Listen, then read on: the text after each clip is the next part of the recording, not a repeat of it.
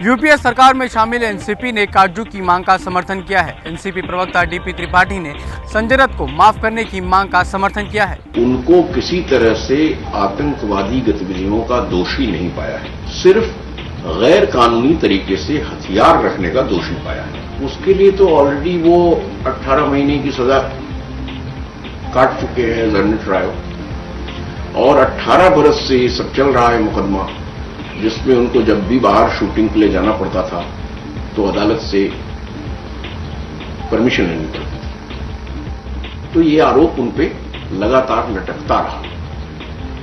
इसलिए मैं समझता हूं कि जस्टिस काटजू की जो राय है वो सही राय है।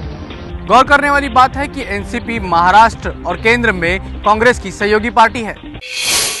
संजय दत्त के पक्ष में अब राजनीतिक लामबंदी भी तेज हो रही है। अब समाजवादी पार्टी भी मांग उठा रही है कि संजय दत्त को माफ कर देना चाहिए। वो एक शख्स जो है 20 साल से बेचारा सफर कर चुका है। He is already been punished enough. 20 years is almost like life imprisonment. देखिए, कोर्ट के फैसले को तो कोई टिप्पणी करना उचित नहीं है, लेकिन हमारी महामहिम राष्ट्रपति जी से अपील है, महामहिम राज्यपाल जी से अपील है, समाजवादी पार्टी की तरफ से अपील है कि इनका केस को विशेष श्रेणी में रखकर जितनी सजा काट चुके हैं बाकी के लिए वो विशेष प्रावधानों जो उनको अधिकार है उसके अंतर्गत उनको माफी देता। संजय दत्त समाजवादी पार्टी में भी रह चुके हैं, हालांकि अभी वो समाजवादी पार्टी में नहीं है।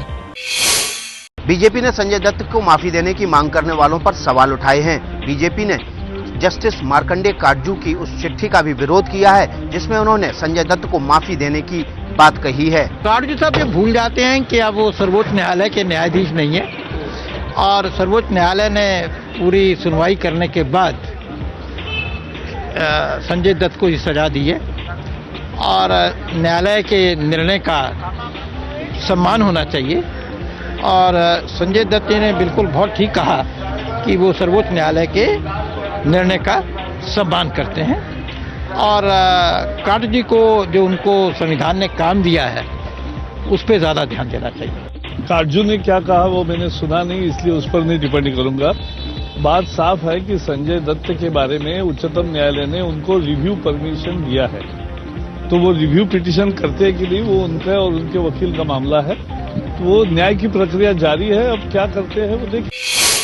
दिल्ली को दहलाने की बड़ी साजिश का पता चला है। बृहस्पतिवार की रात दिल्ली पुलिस की स्पेशल सेल ने भारी मात्रा में हथियार और विस्फोटक बरामद किए हैं। कल रात दिल्ली के जामा मस्जिद इलाके में पुलिस ने हाजी अराफात गेस्ट हाउस पर छापा मारा और इस गेस्ट हाउस के कमरा नंबर 304 से भारी तादाद में विस्फोटक और AK-47 राइफल बरामद किए हैं। दिल्ली पुलिस को जानकारी मिली थी कि जामा मस्जिद के पास अराफात गेस्ट हाउस के कमरा नंबर 304 में विस्फोटक और हथियारों के साथ कुछ लोग मौजूद हैं। ये जानकारी गोरखपुर से गिरफ्तार हिजबुल के संदिग्ध आतंकवादी सैयद लियाकत शाह से मिली थी। पुलिस कल ही लियाकत को लेकर दिल्ली पहुंची थी। कोर्ट ने उसे 15 दिन की पुलिस हिरासत में भेजा है। लियाकत की गिरफ्तारी गोरखपुर से दिल्ली आते समय ट्रेन से हुई है। गेस्ट हाउस पर छापे के बाद पुलिस ने रात में 2 संदिग्धों को हिरासत में लिया था, जिन्हें पूछताछ के बाद छोड़ दिया गया है। लियाकत शाह ने डिस्क्लोज किया कि जनवरी 2013 में एक मीटिंग हुई थी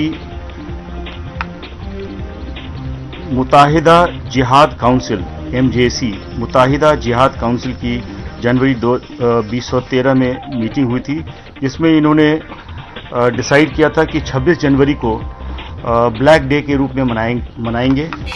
पुलिस लियाकत से पूछताछ कर ये पता लगाने की कोशिश कर रही है कि विस्फोट कब और कहां होने थे। पुलिस को शक है कि लियाकत के और साथी दिल्ली आ चुके हैं। राजधानी दिल्ली में फिर एक गैंगरेप का मामला सामने आया है। 16 साल की लड़की को एक फ्लैट में बंधक बनाकर गैंगरेप करने का खुलासा हुआ है। मंगलवार शाम को अमन विहार में 16 साल की लड़की को बाजार जाते समय पड़ोस का एक लड़का मिला। ये लड़का उसे अपने किराए के घर में ले गया। वहाँ 2 लड़के पहले से मौजूद थे। तीनों ने लड़की के साथ छेड़खानी शुरू की तो लड़की ने विरोध किया। लड़कों ने उसके साथ मारपीट की। तब तक 2 और लड़के आ गए। सबने लड़की के साथ गैंग रेप किया। लड़कों ने मुंह बंद रखने की चेतावनी दी थी, लेकिन लड़की ने साहस दिखाकर परिवार को बताया और अमन विहार थाने में शिकायत दी। जिन 5 लोगों पर गैंगरेप का आरोप लगा है उनमें एक नाबालिग आरोपी भी शामिल बताया जा रहा है। इस मामले में पुलिस ने एक आरोपी को गिरफ्तार कर लिया है, जबकि 3 आरोपी लड़कों और एक नाबालिग आरोपी की तलाश चल रही है। केरल के 2 भारतीय मछुआरों की हत्या के आरोपी 2 इटालियन नौसैनिकों को आखिरकार इटली ने भारत भेज दिया है। इटली के दोनों नौसैनिक आज भारत लौट आए। इन दोनों की भारत लौटने की मियाद आज ही खत्म हो रही थी। इटली सरकार का कहना है कि उन्हें भारत सरकार से लिखित भरोसा मिला है कि दोनों नौसैनिकों के साथ अच्छा व्यवहार किया जाएगा और उनके मौलिक अधिकारों की सुरक्षा की जाएगी। इटली में होने वाले चुनाव में वोट डालने के लिए सुप्रीम कोर्ट से इजाजत लेकर ये दोनों इटालियन नौसैनिक वापस इटली गए थे, लेकिन इटली की सरकार ने उन्हें भारत भेजने से इनकार कर दिया। लेकिन भारत सरकार के कड़े रुख के आगे आखिरकार इटली को झुकना पड़ा। क्या इटली के सामने झुक गई भारत सरकार? सरकार ने संसद में कहा कि उसने इटली को भरोसा दिलाया है कि दोनों नौसैनिकों को मौत की सजा नहीं दी जाएगी। लोकसभा में विदेश मंत्री सलमान खुर्शीद ने बताया है कि भारत सरकार ने इटली की सरकार को कहा है कि अगर दोनों नौसैनिक सुप्रीम कोर्ट की दी गई समय सीमा में लौट आते हैं तो उन्हें गिरफ्तार नहीं किया जाएगा और उन पर वही शर्तें लागू होंगी जो सुप्रीम कोर्ट के 18 जनवरी के आदेश में थी। और ये मामला उस कैटेगरी में नहीं आएगा जिसमें मौत की सजा दी जाती है, यानी रेयरेस्ट ऑफ रेयर केस नहीं है।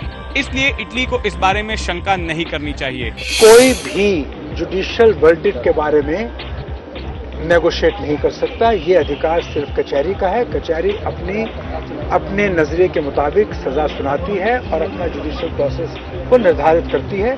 ये इस तरह की बातें बिल्कुल अटकलबाजी। सरकार ने कहा है कि पूरी स्थिति को कोर्ट के सामने सही तरीके से रखा जाएगा।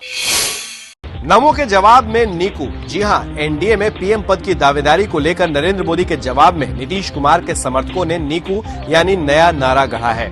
जेडीयू के वरिष्ठ नेता और बिहार के परिवहन मंत्री विशन पटेल ने कहा है कि बिहार में तो नीकू ज्यादा कामयाब है। हम लोगों के यहाँ तो नीकू मंत्र चल रहा है, नीतीश कुमार मंत्र।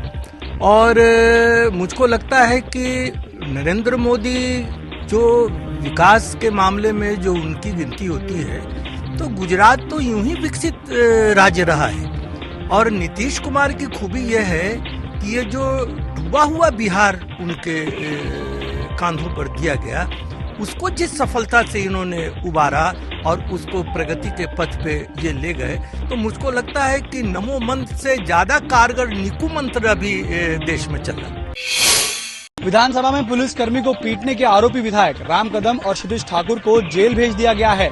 एक दिन की पुलिस हिरासत खत्म होने के बाद दोनों को मुंबई की किला कोर्ट में पेश किया गया। महाराष्ट्र विधान भवन के अंदर सचिन सूर्यवंशी नाम के पुलिस कर्मी की पिटाई के केस में एमएनएस विधायक राम कदम और निर्दलीय विधायक क्षितिज ठाकुर को 14 दिनों के लिए न्यायिक हिरासत में भेज दिया गया है। गुरुवार को सरेंडर करने के बाद दोनों विधायकों को मुंबई की किला कोर्ट ने एक दिन की पुलिस हिरासत में भेज दिया था। आरोप है कि सूर्यवंशी ने बांद्रा वर्ली सीलिंग पर क्षितिज ठाकुर की कार को रोक लिया था। क्षितिज ठाकुर ने सूर्यवंशी पर विशेष अधिकार हनन का आरोप लगाया था। इसको लेकर महाराष्ट्र के गृह मंत्री ने सूर्यवंशी को विधान भवन में बुलाया था, लेकिन वहां पहुंचने पर विधायकों ने उनसे मारपीट की थी। इस मामले में कुल 5 विधायकों को 31 दिसंबर तक के लिए सस्पेंड किया गया है। अमेरिका में रहने वाले भारतीय मूल के मशहूर योग गुरु बिक्रम चौधरी पर यौन शोषण का आरोप लगा है। बिक्रम चौधरी को दुनिया का सबसे अमीर योग गुरु माना जाता है। 67 साल के बिक्रम चौधरी पर 29 साल की एक शिष्या ने यौन शोषण का आरोप लगाया है। शिष्या का आरोप है कि साल 2007 में बिक्रम चौधरी ने उसे डिनर के बाद सेक्स का ऑफर किया। बिक्रम ने 2008 में फिर से उसे अपनी हवस का शिकार बनाने की कोशिश की थी। शिष्या ने इस मामले में लॉस एंजलिस की एक अदालत में केस दर्ज कराया है। इसमें कहा गया है कि बिक्रम चौधरी ने उसकी मर्जी के बिना उनके शरीर को छुआ और आपत्तिजनक टिप्पणी की। बिक्रम चौधरी का जन्म कोलकाता में 1946 में हुआ था। 70 के दशक में बिक्रम अमेरिका गए थे और फिर वहीं बस गए। चौधरी कई मशहूर सेलिब्रिटीज को योग सिखाते हैं।